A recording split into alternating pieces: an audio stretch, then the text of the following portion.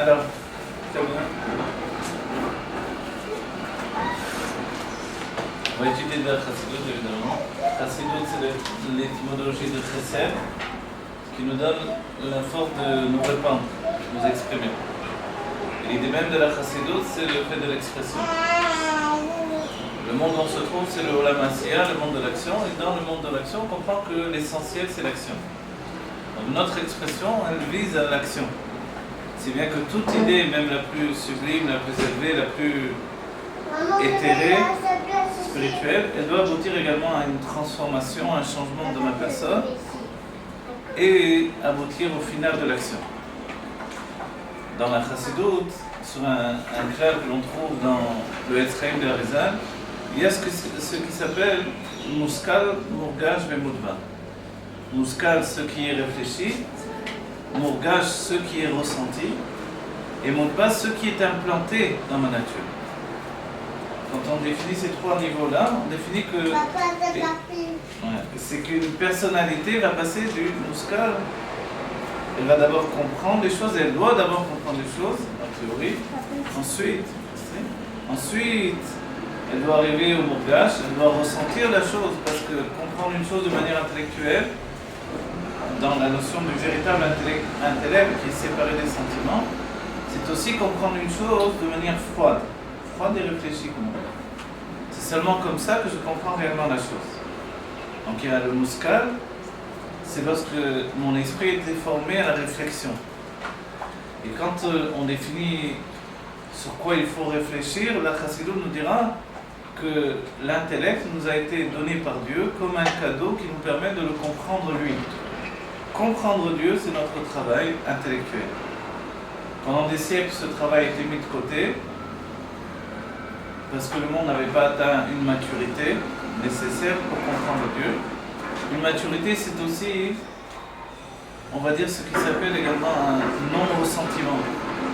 Vous avez entendu parler du fait que nous sommes la dor du Ekev. Le rabbi ou les rabbins définissent quelquefois le Ekev, le talon. Le talon du talon du talon, du Ekev, du talon. Akev, pardon. Et le Akev, c'est l'étymologie de Ekev, ce qui veut dire retarder. Donc on est la dernière des générations. On est aussi une génération retardée par rapport aux autres. Intellectuellement, on est beaucoup plus bas. Nos cœurs ressentent beaucoup moins. Et en définitive, ce que l'on a de plus que toutes les autres générations, c'est notre insensibilité. Comme nous sommes beaucoup plus insensibles, comme le talon qui peut rentrer dans de l'eau brûlante, alors que la tête ne peut pas rentrer dans de l'eau brûlante, alors de cette manière-là, on peut véritablement se brûler au feu de la Torah, sans avoir à craindre de devenir fou comme on l'a pensé pendant des siècles. On peut étudier la Kabbalah, on peut étudier les secrets de la Torah, etc. Au maximum, le danger, ce sera de les gachem, les gachem, c'est-à-dire à la fois soi-même devenir plus grossier et à la fois rendre Dieu, on va dire, plus grossier jusqu'au danger de l'humaniser. Voilà, l'humaniser, le corporiser. Vient la Chassidut, elle nous donne la solution, l'étude de l'âme juive, comme un moyen de comprendre Dieu. Quand on est dans la période du Homer, on comprend que ça concerne tout le peuple juif, puisque tous les jours, nous sommes occupés, depuis Pessah jusqu'à Shavuot, nous sommes occupés à compter. On compte le Homer. Qu'est-ce que le Homer? Il est défini que pendant la période du Homer, on porte au Beth Amikdash ce qui s'appelle un korban de Seora. Non pas comme dans toute l'année où on porte un korban de blé, Seora je vais le traduire, mais on porte un korban d'orge. Seora, les sages nous diront, on le verra dans la Chassidut et dans le Zohar, Seor Hachem. Le E correspond à Hachem. Maintenant, qu'est-ce que le Seor? Le Seora, on a dit c'est l'orge, mais l'orge ce n'est pas un aliment pour les hommes. Aujourd'hui, on fait des pains avec toutes sortes de céréales, mais auparavant, il y avait le pain noir qui était consacré aux pauvres et le pain blanc était pour les riches. Au Beth Amikdash, évidemment, il y avait du pain blanc, même si ce pain était un pain de matzah. Ce n'était pas un vrai pain, c'était de la matzah, donc ce n'était pas un pain qui avait monté. Le Seor, l'orge, est un pain animal. Donc aux animaux on donnait l'orge et à l'homme on donnait le blé. Toute l'année on porte un korban qui est porté également avec du blé. Et tout à coup ici il y a une mesure d'orge. Il y a deux cas où on voit la mesure d'orge. Pour la femme sota, la femme qui a trompé son mari, trompé ou non c'est toute la question, sinon elle n'est pas sota. Et sota ça veut dire se détourner. La femme qui s'est détournée, si on veut traduire, pour la femme qui s'est détournée de sa maison, alors elle doit porter une mesure d'orge au Beth Amikdash. Cette mesure d'orge, à quoi elle correspond? Elle correspond justement au fait qu'elle a mangé d'un pain animal. Le pain animal, c'est donc de se conduire comme un animal. Comment on mange un pain animal? L'animal a la tête vers le bas et la tête au même niveau que le corps. L'homme qui mange le blé, lui, il représente justement cet épi. Un épi de blé, c'est comme un petit arbre qui grandit et qui va vers le haut. On va dire peut-être que l'orge aussi a la même construction. En fait, le blé, lui, il définit ce qu'il y a de plus grand dans l'homme. Qu'est-ce qu'il y a de plus grand dans l'homme? On dit que la source du blé comme du pain, c'est la chorma, la sagesse. Et pas n'importe quelle sagesse, évidemment, pas une sagesse humaine, mais la sagesse divine du monde de Hatzilut. Dans le monde de l'émanation, là-bas se trouvent nos âmes, dans, on va dire, leur origine, comme dira le Tanya, Kal Sheba Kalim, le plus simple des plus simples. Et même pour chez Israël, même les bandits, entre les juifs, leur source vient tous, donc évidemment les grandes sadikim, les Talmid Chachamim, mais même les plus a priori éloignés de Dieu, leur source provient de Chokma de Hatzilut, la sagesse du monde de Hatzilut. Donc tout à coup, quand vient le moment de se nourrir de Séor, on ne mange plus de ce pain qui nous a rendu un Médaber, un homme qui parle. Et ça, nous expliquerons, on le verra dans l'explication de Pessah de la Nourazaken, où il nous dit l'enfant va commencer à dire Abba Veima lorsqu'il va manger des aliments à base de blé. Donc le blé est lui-même une clé pour le langage. Tandis que le Séor, l'orge, on va dire pourquoi ça ne donne pas de parler de l'orge également. Ça fait partie des céréales également. En réalité, l'orge, il nous donne de dévoiler ce qu'il y a de plus animal en nous.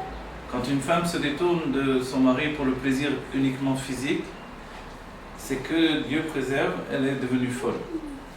Elle s'est détournée des voies du monde normal et de la conscience de ce qui est normal. Donc forcément, elle a fait un Maaseh Behema. Pendant toute la période du Homer, on porte également, on a dit, une mesure d'orge. Et on s'étonne de dire quel rapport avec nous. Grâce à Dieu, la plupart des Juifs vivent de manière positive dans leur couple et dans leur vie au quotidien. Alors pourquoi chacun d'entre nous, et même les tzadikim, on est lié à cette mesure d'orge que l'on portait tous les jours au Beth Amikdash, même si aujourd'hui on ne le voit plus concrètement, quoi qu'il en soit, c'est quelque chose d'éternel devant Dieu. Alors la réponse c'est qu'il y a en nous une BMA, il y a un animal qui toutefois est un animal non pas sauvage mais domestique, puisque la différence entre BMA et Chaya, c'est que Chaya est un animal sauvage et que BMA est domestique.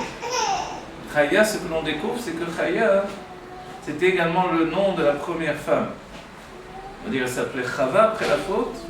Le Yud devient Rav, mais auparavant, il y a une définition qui s'appelle Chaya, d'où le pasuk Em Kol Chay, la mère de tous les vivants. On comprend beaucoup mieux quand on dit qu'elle s'appelle Chaya, qu'elle devient Em, la mère de tous les vivants, Kol Chay. Évidemment, ça correspond exactement. Donc Chay vient de Chaya, a priori. La vie entraîne le vivant. Et le vivant dit vie de par la vie. Maintenant, la vie première de Chaya, justement, les sages nous disent dans le Zohar, il est dit que Chaya, elle n'est pas... Attendez, je pince ma fille, là. D'accord, on est passé. Elle est vivante, d'accord. Elle est vivante de quoi? Attendez, je reprends le fil. La mère de tous les vivants. Elle est vivante. Ce qui est extraordinaire, c'est que finalement, elle n'était pas physique. Si Chava devient une personnalité et une personne, un être physique, donc dans un corps, Chaya n'était pas physique. En réalité, la véritable définition, les sages nous diront dans le Zohar qu'il y a il y a une première Chava et une seconde Chava. La première, elle est une entité spirituelle qui est apparentée aux forces du mal. Pourquoi les forces du mal? Parce que ça représente le désir de se diriger vers autre chose. On a tous en nous un désir de trouver, de découvrir autre chose. Mais l'autre chose, quand on est déjà dans la Gdusha et dans la Tahara, et qu'on est déjà avec Dieu, forcément cette autre chose peut être quelque chose de très néfaste. En chacun d'entre nous, on dit que le danger d'un homme, la nuit, il peut venir celle qui s'appelle la Mediout, Tav. Alors elle peut venir la nuit, c'est-à-dire l'ange de la mort possède également une compagne. Et elle peut venir la nuit et donner des mauvaises pensées à un homme, et puis comme cela lui voler sa semence. C'est ce qui s'est passé avec Adam Arishon. Alors aussi, qu'est-ce qu'on voit? On voit qu'on peut se détourner tout en étant malgré ce, même quand on est attaché à la Gdusha. Les sages pour expliquer Adam Arishon et le fait qu'il ait eu ce problème-là, l'explication c'est qu'il était en fait l'essence même de la vie. Et que l'essence même de la vie c'est de se répandre. C'est pour ça que tout commence avec le chesed. Et le chesed c'est l'expression dans les sentiments de la sagesse, la chokma.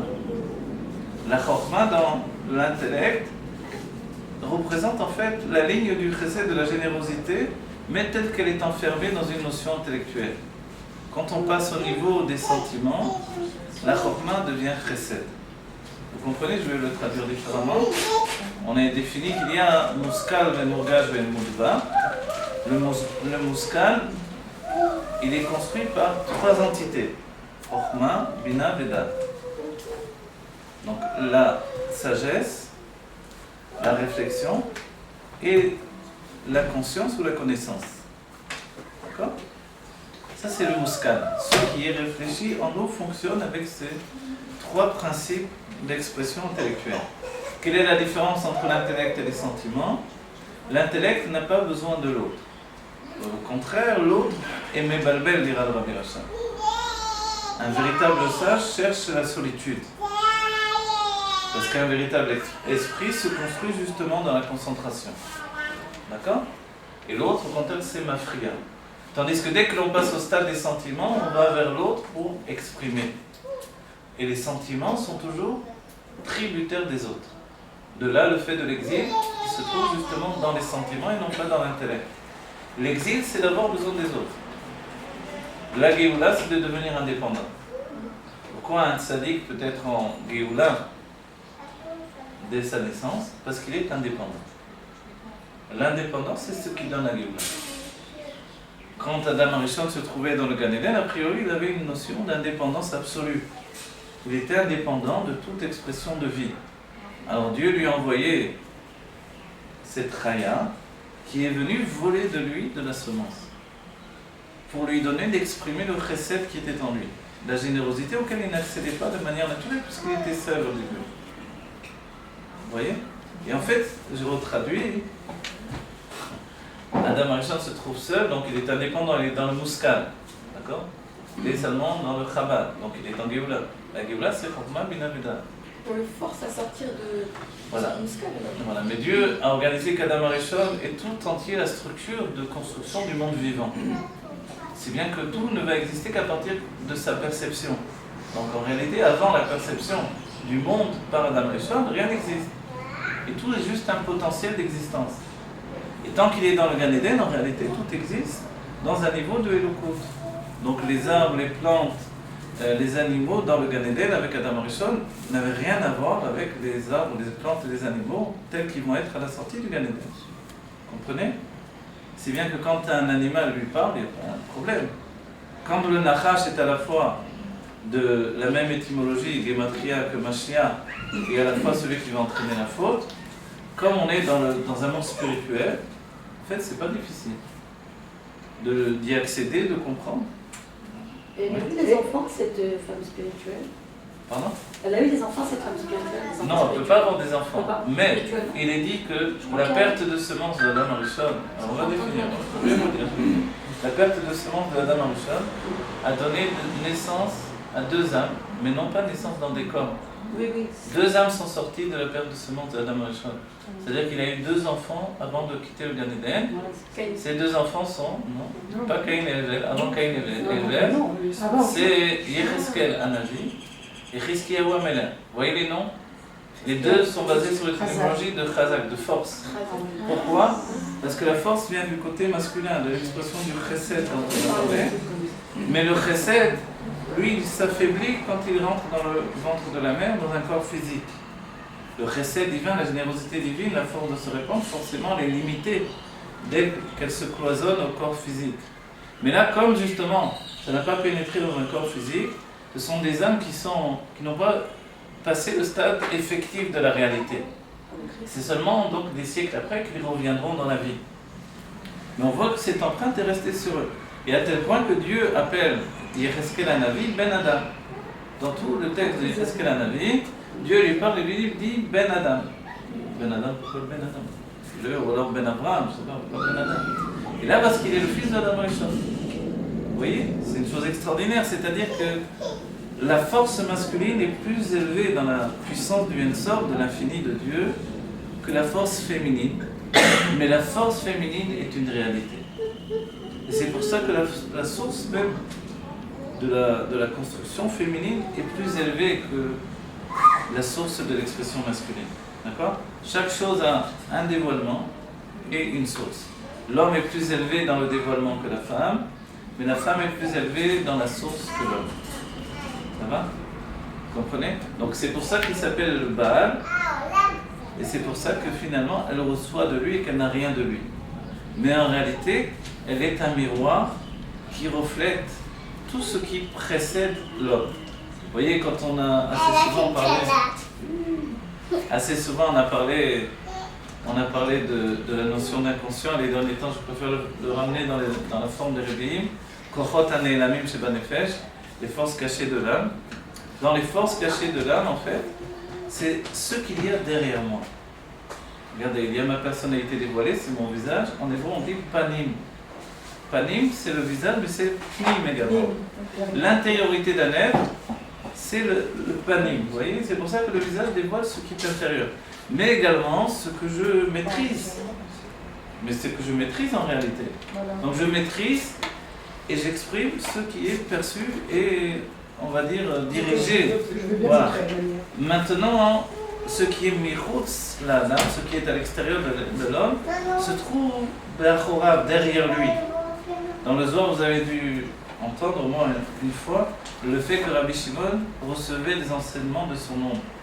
Vous connaissez ces des tzadikim venaient du Gan Eden, comme des grands tzadikim, qui venaient du Gan Eden et qui, au lieu de se dévoiler de manière physique, se dévoilaient dans son ombre. On va dire pourquoi se dévoiler dans son ombre plutôt que pénétrer au-dedans de lui, parce que c'est aussi une chose faisable. Il y a ce qui s'appelle un Ibour Neshama, où l'un va pénétrer au-dedans d'un homme vivant. Ça veut dire quoi se dévoiler dans son ombre? Alors, se dévoiler dans son ombre, c'est-à-dire que l'ombre lui parlait. Ah d'accord. Et qu'est-ce que c'est l'ombre? L'ombre représente le Tselem. Le Tselem, on dit le Tselem, voilà. C'est quoi? Il y a 3 lettres dans le Tselem, qui sont des lettres explicatives. Le tzaddik représente l'être intérieur. Quand Dieu nous demande d'être un tzaddik, Tei tzaddik, Ve'al tei racha, on a fait jurer chacun d'entre nous, on parle des kochot apnimim, donc de la face de l'homme. Je peux sourire à quelqu'un ou lui faire la grimace. Ouais. On dit, les sages disent, je peux tuer quelqu'un juste avec mes yeux, ou juste avec un regard, avec une grimace. Parce que je peux faire de la peine à une personne. Imaginez, quelqu'un se trouve, je sais pas, vous allez voir, dans un mariage, vous allez vers la Kala, et elle se tourne vers vous et vous fait une grimace, et elle s'en va. Ça brise le cœur.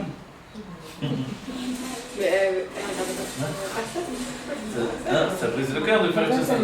Comment on se sent? On se sent, vous savez, le monde s'est écroulé, etc. Vous voyez, dans toutes les situations, d'aller voir quelqu'un de cher qu'on n'a pas retrouvé depuis des années, un ami, et puis au lieu de nous regarder, il nous regarde devant, il nous repousse. Donc en fait, avec un simple geste, les sages nous diront qu'il y a des choses en allusion qui sont plus élevées, qui font plus de mal qu'une parole. Une parole, on peut la réfuter, on peut la comprendre, on va chercher à analyser. Mais un geste, un regard d'une personne, c'est quelque chose qui nous trouble au plus haut point. Imaginez que le rabbi nous regarde durement, alors on est troublé et...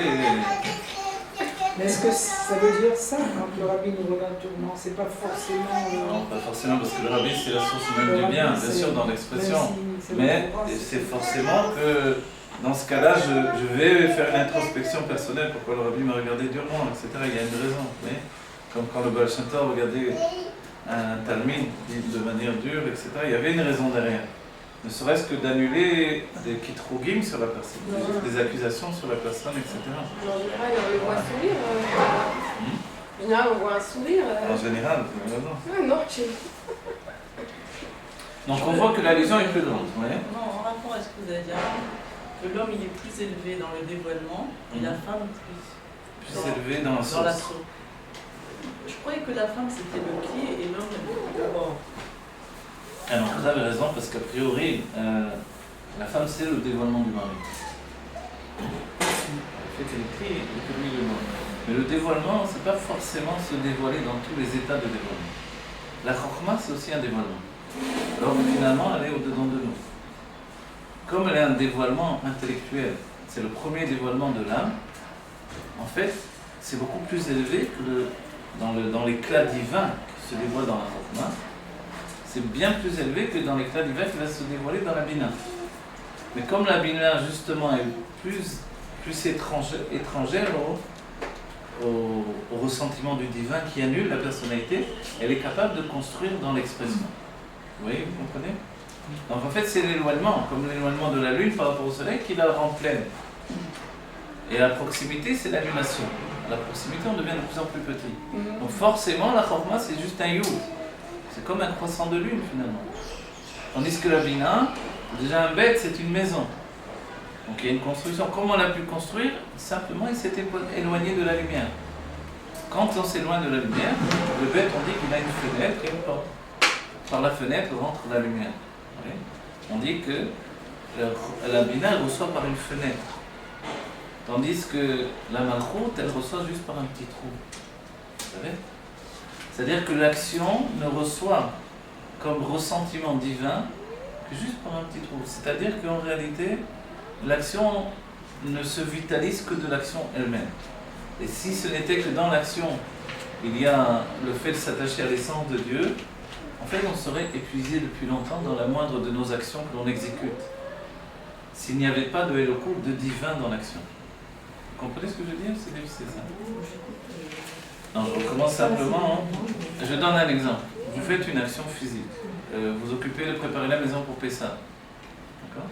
Comment on peut tenir des actions continues que Dieu nous demande?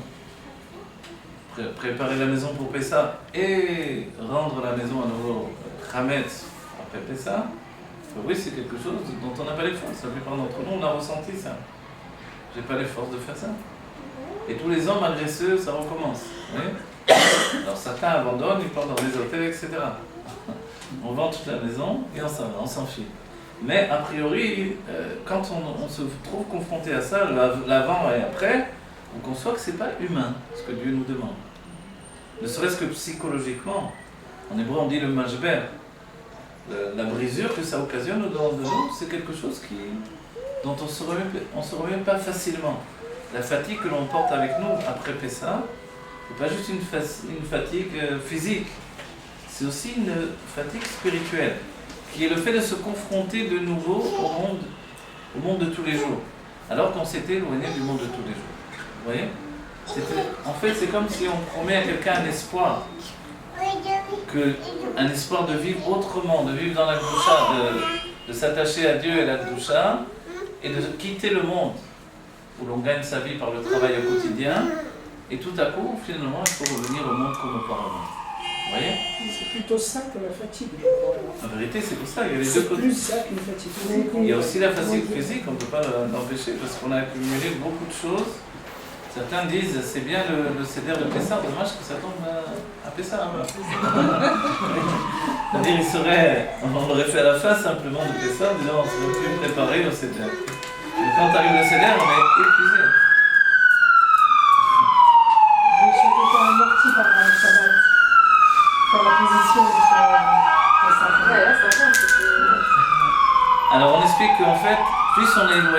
source divine, et moins on se ressource dans le monde de l'action. Plus quelqu'un est spirituel, et moins l'action pour l'action arrive à le ressourcer. Plus quelqu'un est capable d'être occupé au monde de l'argent, au monde de la construction, etc. Vous voyez? Et plus finalement, en fait, il dévoile qu'il a une source basse. C'est pour ça les dernières générations, c'est la génération du monde de l'action. Et notre travail aujourd'hui vise le monde de l'action. Ensuite, il y a des niveaux intermédiaires, comme le fait de faire une action qui porte également de la spiritualité, comme des artistes, vous voyez? Et après, il y a un niveau encore plus élevé, ceux qui ne sont occupés qu'aux choses intellectuelles. Alors, c'est un niveau encore plus haut. Et ça correspond au monde de Bria, Yetzira et Asiya. D'accord? Et de l'endroit d'où me vient mon renouveau de force, alors de cet endroit-là, en fait, je comprends que je suis Shaya, je suis en relation avec cet endroit ou non. Je suis une âme de Asiya quand je me ressource par le monde de l'action et que l'intellect, aussi bien que les choses spirituelles, me fatiguent. Je suis une âme de Yetzira quand je remarque que c'est seulement les choses spirituelles qui me donnent de la vitalité. Et je suis une âme de Bria lorsque je me rends compte que c'est seulement l'intellect froid, comme l'idée même de l'étude au quotidien sans interruption, qui peut me ressourcer. Vous voyez? Alors on peut être un monde dans un monde. Mais qu'on soit l'un ou l'autre, quand il arrive, on a besoin de l'action. Que l'on soit l'un ou l'autre, on a besoin de l'action, effectivement. Mais justement, l'action peut être difficile pour nous ou plus facile pour nous. D'accord? On verra des gens qui ne sortent jamais du monde de l'action. Jusqu'à ces gens qui ne font pas un Shabbat que Dieu préserve. Et qui ont une action ininterrompue. Et Dieu nous dit que c'est interdit pour le juif. Pourquoi? Parce que le monde, lui, ne doit jamais s'arrêter, effectivement. Yomam Balaïla, le monde continue. Mais jour et nuit, le monde continue. Mais pour le juif, il doit faire un arrêt. Pourquoi? Pour se ressourcer dans le monde spirituel et le monde intellectuel. D'accord? Le monde spirituel peut s'exprimer par la prière, mais le monde intellectuel a besoin de s'attacher à l'étude. Donc le jour du Shabbat, forcément, on doit vivifier notre nature par l'attachement au monde spirituel et intellectuel. C'est pour ça qu'on doit prier et étudier. Et comme cela pour les fêtes. D'accord? Quand viennent les fêtes, en vérité, si on a travaillé comme des esclaves pour préparer la fête, évidemment, on ne va pas juste ensuite passer au stade matériel de la fête. Parce qu'alors, on démontre qu'on est vraiment encore des esclaves pendant la fête. À ce moment-là, on doit dévoiler que non. Je veux, dans la fête, accéder au spirituel et à l'intellectuel. Donc, à la fois prier, avoir des choses, une rencontre vers le sublime et découvrir l'étude au quotidien qui va faire que je deviens un homme tel que je suis réellement dans ma source. Vous voyez? Donc en fait c'est de là que Adam Arishon ne pouvait pas sortir du Gan Eden. Il ne pouvait pas sortir parce qu'il était enfermé dans un monde qui s'appelle le monde de Bria. Le Gan Eden se trouve dans le monde de Bria. Et son cœur était éloigné de lui, il était dans le monde de Yetzira. Et ses pieds de l'action d'Adam Arishon étaient dans le monde de Asiya.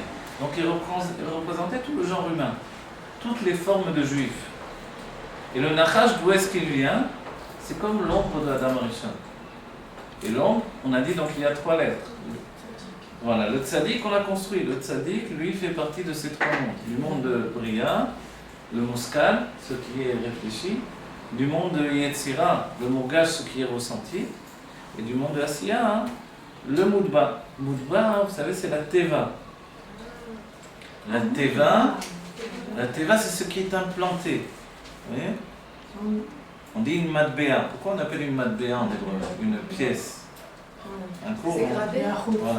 Parce que c'est gravé, effectivement. Donc c'est implanté dans l'argent, dans l'or. On a gravé, on a fait rentrer dedans. Qu'est-ce qu'on a implanté? Une forme. Vous voyez? Donc il y a le chomer et il y a la forme. Dans le corps et l'âme, on dit que le chomer, le matériau, c'est le corps, et la forme, c'est l'âme. Et on dit quelqu'un qui est Baal Tsura, quand en fait il est maître de son âme. Il dépasse son Voilà. chomer. Quand on voit quelqu'un Baal Tsura, on découvre que ce n'est pas juste un homme qui vit au niveau de son corps. Il vit au niveau de son âme. Vous voyez? Et pour ça, il faut être comme dira la Torah, il faut être canaille. Canaille dans le sens où il y a un moment où il faut être jaloux de sa liberté divine. Vous voyez? Les hommes sont quelquefois jaloux de leur liberté physique. Il faut être jaloux de la liberté divine. C'est-à-dire qu'au bout du compte, il faut imposer ma volonté au monde. Parce que le monde va toujours m'empêcher de réaliser ma volonté spirituelle. Ma volonté spirituelle, c'est la spiritualité justement. Et c'est l'intellect divin. Mais le monde va toujours me détourner, c'est ça le piège du monde. Pourquoi? Parce qu'on a dit que c'est comme une matbéa. Dans la teva du monde, le monde est véhiculé par la teva, le monde naturel. C'est le Shem Elohim qui est Gematria, la valeur numérique de la teva. Donc le monde, en fait, on est tové à Bifnim. Dès qu'on est rentré dans ce monde matériel, on s'est englobé dedans. Il y a quelque chose qui est vraiment bizarre parce que dans la paracha, là, le livre jaune que vous avez vendu. Le livre jaune, Ouais. moi, sur la paracha. Ah, le temps de Dans la paracha, il y avait marqué que d'après le rabbi, il a dit non, je sais plus lequel, on peut rentrer dans le monde et que le monde ne va pas nous empêcher, au contraire, que le monde va nous permettre, je ne me rappelle plus la phrase, Exactement. sortir, je ne me rappelle plus la phrase. Exactement, En gros, mais que le dans monde, le premier état. c'est pas un obstacle, mais au contraire, non, c'est... Alors d'accord, vous avez raison, mais ça c'est après coup justement, quand on fait vivre avec nous le monde spirituel, c'est un choix. Vous comprenez? Le rabbi apporte les deux enseignements parce que dans un premier temps, le monde me capture. Oui, Comme ouais. il capture l'enfant, l'enfant a faim, il rentre dans le monde et tous les jours il est en train de faire entrer le monde au-dedans de lui. Lui-même est enfermé dans ce monde. Jusqu'à ce qu'on l'entraîne vers la spiritualité, on lui apprend à dire Mondéani, on lui apprend à dire les brachot, on lui apprend que Hachem est vivant et présent avec lui au quotidien. Et l'enfant vit normalement avec tout ça. Hachem m'a donné, Hachem m'a pris jusqu'aux notions les plus simples de la vie. Vous voyez? Et en fait, grâce à ça, on monte dans les mondes spirituels. Et en réalité, la montée dans les mondes spirituels, elle est pour revenir dans le monde de manière mouvdal. On est dans la parasha Kedoshim. Kadosh, ça veut dire mouvdal, séparé. Kedoshim tiyu ki kadosh ani. Dieu nous demande, soyez saints parce que je suis saint. Quand on pense à la sainteté, on dit, bon, qu'est-ce que je fasse? Moi, je vais reconstruire tout seul un Beth Amikdash, je vais faire la Voda pour être saint. Comment je peux être saint dans ce monde? C'est très difficile. Il y a le monde, il y a l'impureté du monde, il y a ce que l'on boit, ce que l'on mange, il y a le fait d'aller aux toilettes. Comment je peux être saint? L'Or HaChaim HaKadosh, chaque fois qu'il allait aux toilettes, il allait prendre le mikvé pour se purifier. Vous voyez? Donc en fait, il y a des niveaux où je peux être saint, mais il faut être comme un Kohen dans le Beth Amikdash. Alors, pourquoi c'est éternel cet enseignement-là? Parce qu'en réalité, aujourd'hui, l'enseignement est soit mouvdal, soit séparé du monde de la matière, comme moi-même je suis séparé. De quelle manière Dieu est séparé? De 3 niveaux. Kadosh, Kadosh, Kadosh. Ça correspond, hein? Moudba, Mourgash et Mouskal. Oui? Tous les jours on dit Kadosh, Kadosh, Kadosh, Hashem Tzedakot, Melech Haraetz Kevodo. C'est-à-dire que l'on dit que Dieu est séparé de tout. Et les anges qui pensaient être à proximité de Dieu, lorsqu'ils entendent les juifs qui disent Kadosh, Kadosh, Kadosh, c'est-à-dire que Dieu est séparé de nous, hein? Alors les anges tombent des nues et tout à coup ils découvrent leur éloignement d'Hachem. Comment on est éloigné d'Hachem en fait? Parce que tout être créé est un être éloigné, séparé. Tout être créé commence à mourir. Pour devenir immortel, il faut remonter au-dessus du monde de la création. Vous avez compris? Maintenant, regardez, il y a le tzaddik, donc on a dit que c'est tout l'être construit. Et il est construit par toutes les formes intégrées de sa personnalité. Et c'est ce que l'on a dit donc. Le mourgage, le mouskal, le mourgage et le moudba.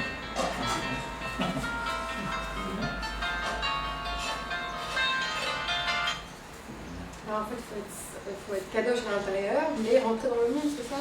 Voilà. Kadosh, En fait, dans le Kadosh, c'est le moyen de rentrer dans le monde.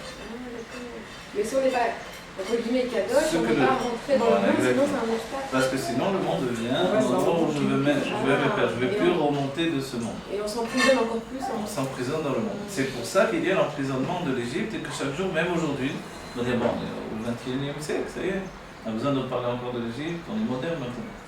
On a compris l'histoire. Vous voyez? En fait, on doit comprendre qu'on est enfermé, que l'on soit enfermé à faire des pyramides ou que l'on soit enfermé dans le supermarché, c'est la même chose. Vous voyez? C'est pour ça que Dieu nous demande à chaque fois de refaire le ménage de Pessah, etc. Que c'est une chose folle et que ça ne rentre pas dans l'intellect en réalité. On vit tous les jours avec du pain. il aurait pris autre chose. Il aurait dit arrive Pessah, vous ne boirez pas de la menthe à l'eau. Ceux qui ne boivent jamais dans l'année de la menthe à l'eau, ils sont bien contents. Les autres, ils disent on va manger la bouteille, on va la vendre en juif, et c'est fini. Le pain, mais le pain c'est la chose qui va de partout, il y en a de partout. Ça rentre partout, etc. Donc juste ça, demande autre chose, je sais pas. En fait, juste ça, parce que justement, il est écrit Lo alechem levado yichya adam. L'homme ne vit pas du pain uniquement. Il est dit dans je crois que c'est le Char qui dit Alechem levado yichya adam. C'est pas qu'il contredit la Torah, il dit non, l'homme vit uniquement par le pain. C'est-à-dire à Pessah, mets-toi en compte que l'homme vit d'habitude par le pain. Et qu'il faut lui enlever.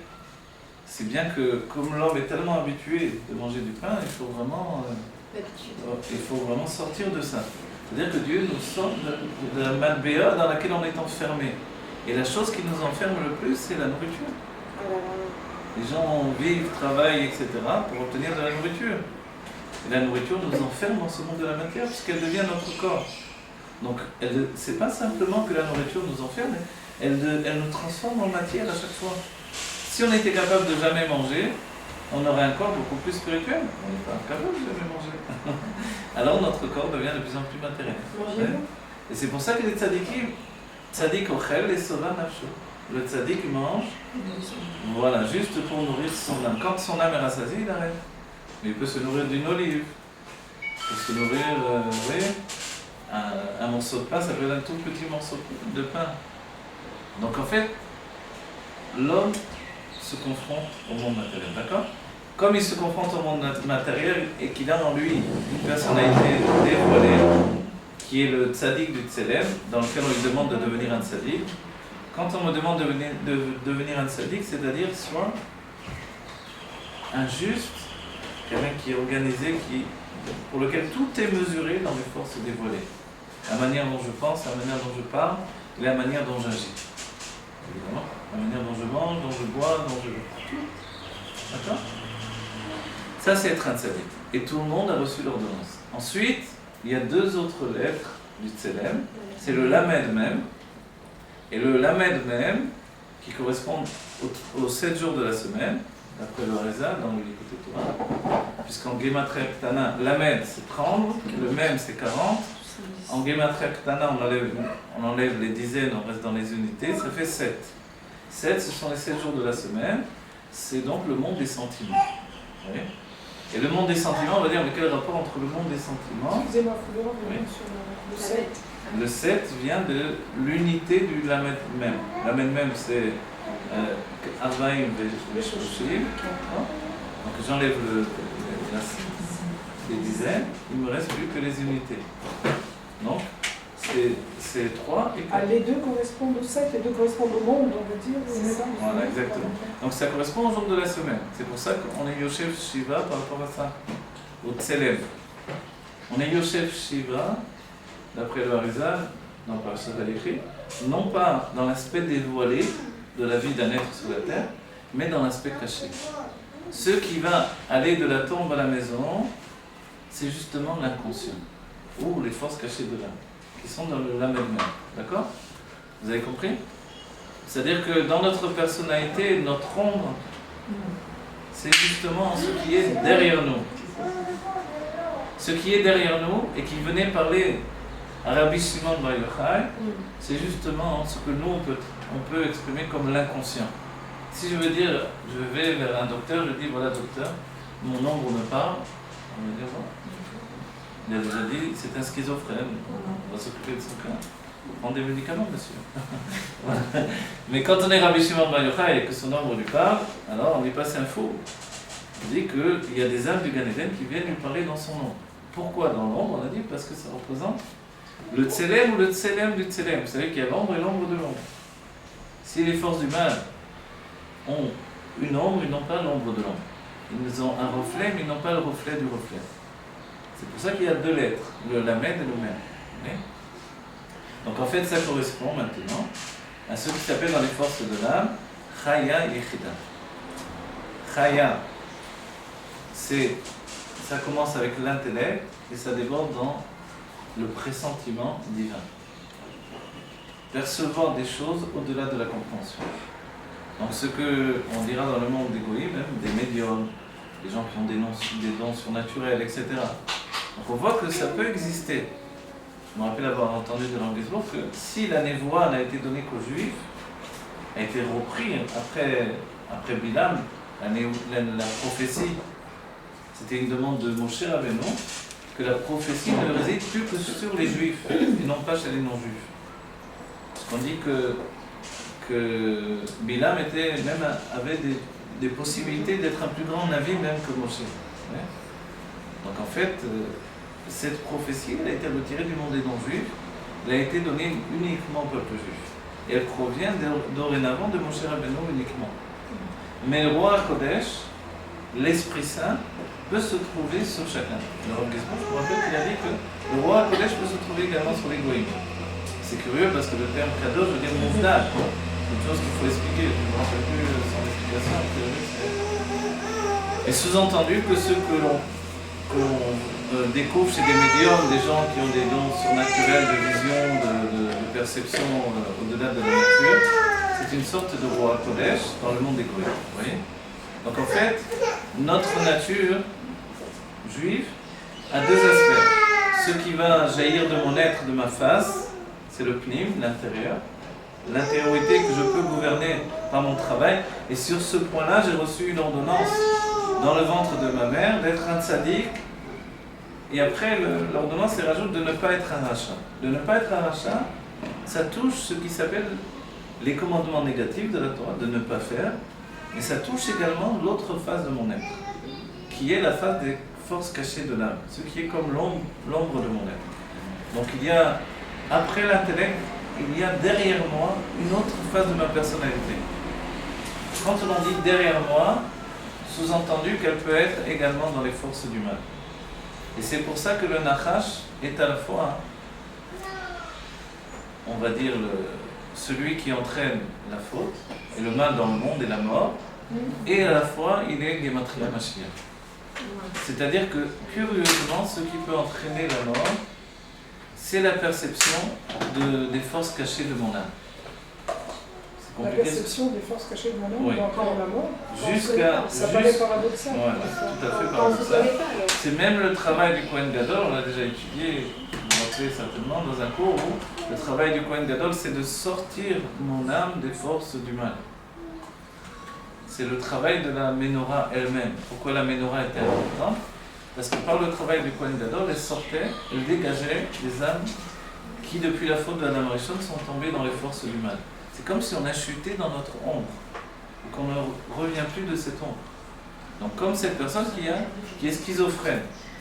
Je reviens, c'est-à-dire, quand on pénètre dans les forces de notre âme, les forces cachées de l'âme, on a l'occasion de se découvrir dans des racines. Si nos racines sont uniquement dans la doucha, on découvre en fait une personnalité d'épanouissement. Si nos racines sont également dans les forces du mal, on découvre une personnalité qui va nous entraîner vers la chute. D'accord ? D'où me vient mon Yetzer Hara ? Il est extérieur à moi. C'est un vent de folie qui rentre dedans de nous et qui trouve l'âme animale pour s'exprimer.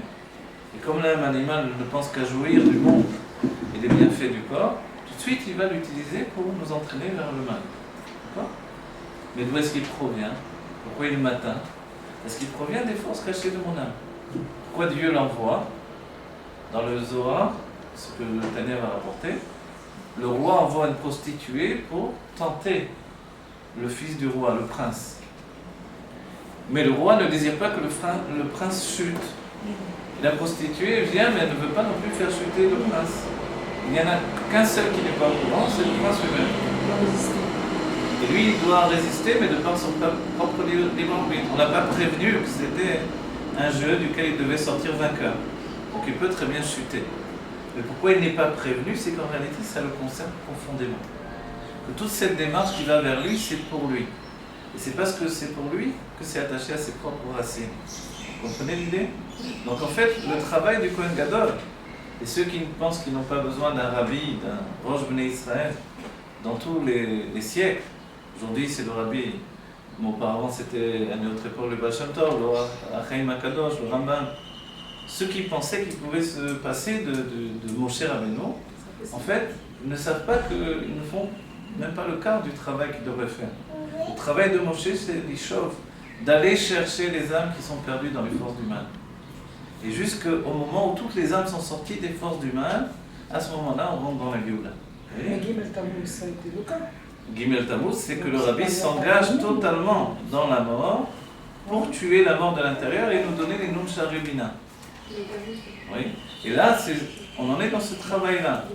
Maintenant, à nous d'arriver à la rencontre de la Géoula qui est déjà prête, qui est déjà donnée pour chacun d'entre nous. Et comme la Géoula doit venir d'en bas, elle doit se déclencher par le travail de l'un d'entre nous, qui que ce soit. Un homme, une femme, un enfant, qui est capable de comprendre Mouskal, qui est capable de ressentir Mourgash, et qui est capable de faire, Moudva, ce qu'il faut faire pour entraîner la Géoula. Comme une Koma Shlema, un homme complet. Vous voyez, quand certains font l'action, ils disent mais non, l'essentiel c'est Mifsaïm, il faut sortir aider les juifs et mettre des tuiles.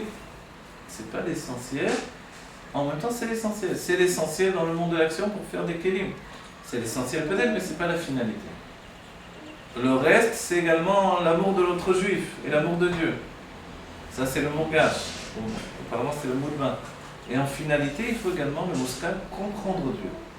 Et pour ça, nous a été donné la Chassidut Chabad. Et on s'étonne que la Chassidut Chabad, qui est tellement intellectuelle, les gens ne la connaissent pas.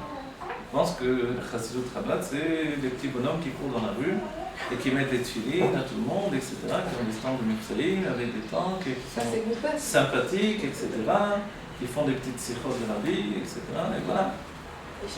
Voilà, c'est comme ça que des fois des grands de la Torah voient le monde jusqu'à ce qu'ils rencontrent véritablement l'étude de la Chassidut Chabad et ils se rendent compte qu'il s'agit en fait des secrets de la Torah et que c'est une construction intellectuelle inégalée dans tous les temps. Alors forcément on ne comprend pas comment il y a un tel intellect, une telle profusion de livres, puisque quand un rabbi de la Chassidut Pologne va sortir un livre, un rabbi de Chabad va sortir 20 livres. Vous voyez ? Donc c'est sans comparaison. Alors, comment c'est possible? Pourquoi a été donné ça et pourquoi de cette chassidut-là va sortir l'action? Parce que justement, sauf Maaseh et Marshava Trila, mais également la compréhension, donc la finalité est implantée dans le début, mais la compréhension absolue doit aboutir à toutes les facettes de l'individu. Le Mouskal, le Mourgash et le Mourba. Vous comprenez un petit peu ce que je dis? Et en chemin, en fait, en chemin, le chemin qui vient des forces cachées de l'âme vers les forces dévoilées de l'âme, il y a ces sentiments qui, eux, sont attachés à tout ce que l'on apprend maintenant, que l'on découvre dans les sphérata humaines, et qui sont en fait, on va dire d'un certain point de vue, la confrontation avec la BMA qui est en nous. Les chassidim de l'Admor Hazaken disaient, on a travaillé des années, et au bout du compte, on a vu qu'on est resté toujours la même BMA. C'est-à-dire que d'un certain point de vue, je me confronte à une vérité. La vérité, c'est que c'est très difficile de transcender l'enfermement de la matière. Est-ce que c'est impossible? Pas du tout. On peut y arriver, on doit y arriver. Et par rapport à la vision que le Rabbi a de nous-mêmes, on est déjà arrivé à ça. C'est pour ça que le Rabbi nous voit déjà comme des tzadikim qui se trouveront déjà dans le avoda du Kinik, Niziv et Kalmoni. C'est-à-dire on n'est plus occupé au bureau des sentiments, nous on est déjà dans l'intellect. Vous voyez, l'intellect, ce qui fatigue finalement l'âme animale. L'âme animale à un moment décroche de l'intellect parce qu'elle n'est pas habituée à fournir une telle tension intellectuelle. Ça nous fatigue quand c'est trop d'un coup. Mais quand on a un seul coup par semaine de ce niveau-là, on va prendre plein la tête. Il faut que ça nous dure toute la semaine. Alors. Donc on doit comprendre que cette intensité-là, c'est elle qui fait que j'élève mon âme animale vers une source beaucoup plus élevée. Et c'est vrai que mes sentiments grandissent en même temps que l'intellect. Vous savez ce que ça veut dire que les sentiments grandissent en même temps que l'intellect? C'est comme ça que je deviens adulte. Un enfant aime des petites choses et s'énerve pour des petites choses. Je peux vous demander toute la journée des choses en pleurant. Un adulte, normalement, il ne demande pas en pleurant. Passe-moi un verre d'eau, il va pas le dire en pleurant. Un enfant, il dit passe-moi un verre d'eau en pleurant. Donc, pourquoi? Parce que les sentiments sont excessifs chez lui. Parce que l'intellect est au niveau des sentiments. Donc, comme l'intellect se trouve au niveau des sentiments, juste boire un verre d'eau, c'est une difficulté terrible. Alors pour un adulte, il suffit de prendre un bouteille et se servir un verre d'eau, bon qu'il soit dans le désert. Donc, vous voyez, donc l'adulte a compris, c'est pas une difficulté. Qu'est-ce qui est difficile à ça? C'est parce que où se trouve mon intellect. Donc, plus j'élève mon intellect, plus j'ai grandi ma personnalité. Et dans cette idée-là, en vérité, on devrait se forcer à étudier tous les jours des choses qui nous dépassent. Et on devrait avoir vraiment des séminaires d'études au quotidien pour mettre en forme le niveau le plus élevé de notre âme. Et nous libérer de manière profonde de l'enfermement de la matière. Vous voyez? Tout ça, c'est la rencontre avec le Muskal, Mogav et Moudbar, qui sont 3 niveaux qui vont nous permettre de sortir de l'enfermement de l'exil pour aller vers la Géoula. C'est pas qu'ils vont nous permettre, qu'ils nous sortent. Bah oui, voilà, c'est ça. Ça y est, notamment. Non, mais je ne parle pas au futur comme quelque chose. Dans la Géoula, on dira encore que ça nous permet de. Le Olam Haba, on est bien d'accord entre nous. Le Olam Haba, le monde futur, c'est un monde qui est déjà là. En gros, tout est déjà là, il faut dévoiler. C'est un monde qui est déjà là. Quand je dis qu'ils vont nous permettre, ça veut dire que ça nous permet. Ça y est, Ça nous permet continue. déjà. Bon voilà, que Dieu nous bénisse, qu'on ait la gueule avec tous les sadikim, que tous en vivent cet instant. Voilà, n'oubliez pas ce que l'on a appris aujourd'hui, ce sont des klalim, des chassidoutes qu'on retrouvera dans la gueule. Ça nous permettra de sentir. Et voilà, que vite, que la gueule que du bonheur pour chacun d'entre nous, Il faut étudier, on n'a pas le choix. Et il faut ressentir l'autre vie. Il faut se dépasser pour l'étude, il faut se dépasser pour l'autre vie, se dépasser pour Dieu. Et également faire ce que Dieu attend de nous au quotidien dans la science. On n'a pas le choix. Et en même temps, on a un choix total, un plein libre arbitre. Parce que tous, on peut tout abandonner finalement. Donc on a un plein choix. Mais on a choisi Dieu, ou Bacharta Bachaim, on a choisi d'être un esclave de Dieu plutôt que d'être un esclave du monde. Et ça, c'est la bracha du peuple juif. Voilà. Vite, Dieu nous donne du bien tangible et véritable pour chacun d'entre nous. Et